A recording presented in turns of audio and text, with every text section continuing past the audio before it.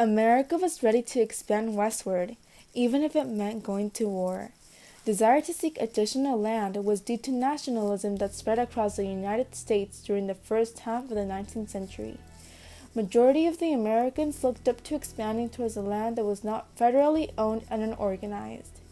Americans had the desire due to manifest destiny, which meant it was obvious fate for them to move into the entire continent. This belief drove them to extend towards the west.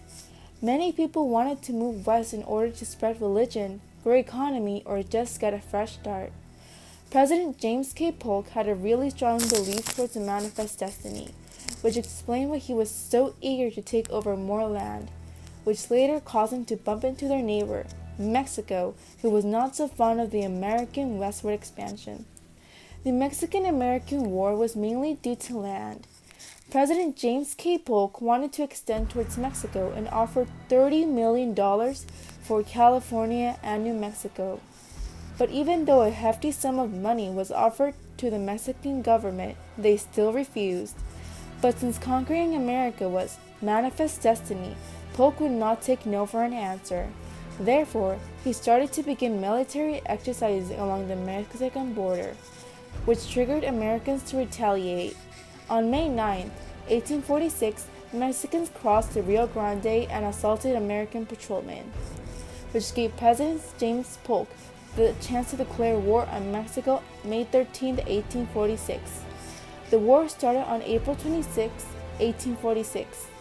Mexico was not prepared for war due to the fact that their internal politics were scrambled all over the place. Plus, their army was not as advanced as the American troops.